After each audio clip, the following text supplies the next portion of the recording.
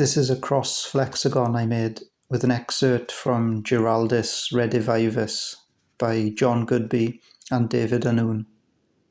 Geraldus Redivivus is a verse-prose-concrete-vispo versioning of The Journey Through Wales, the 12th century Latin travel diary written by Gerald of Wales, Giraldus Cambrensis, during the preaching tour of Wales he undertook in Easter 1188 with the Archbishop of Canterbury in order to raise soldiers and finance for the Third Crusade.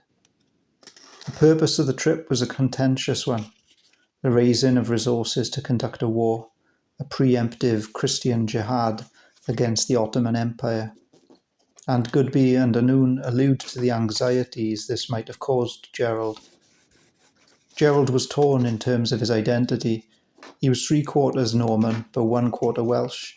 He was born in Manorbier, in Pembrokeshire, was kin to Rhys ap Gruffydd, Prince of South Wales, and lived in Llandew, in the Marches. He'd been educated in Paris, but while he supported Anglo-Norman power, he had a foot in both cultural political camps and acted as liaison officer between Rhys and Henry. Goodby and Annwn's versioning is about play and open-endedness, and doesn't try to be too conclusive.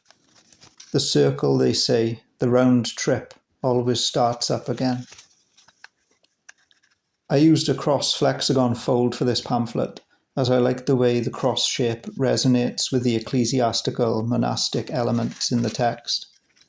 I like the way the flexagon shuffles the vispo sections to create new combinations, interacting with the sense of play and circularity in Goodby and Annwn's poems.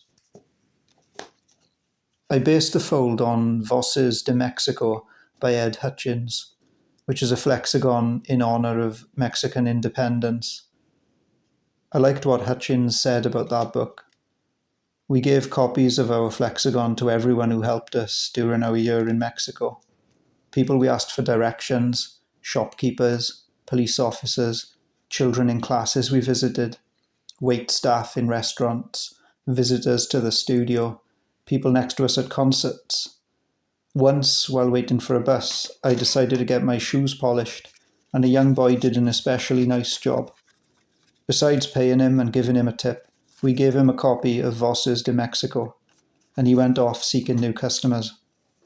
A little while later, we were suddenly surrounded by a dozen kids asking for the rompe cabeza, literally headbreaker. As we left the plaza to catch our bus, we spied the fellow who polished my shoes with his shoeshine box in one hand and the flexagon clutched tightly in the other.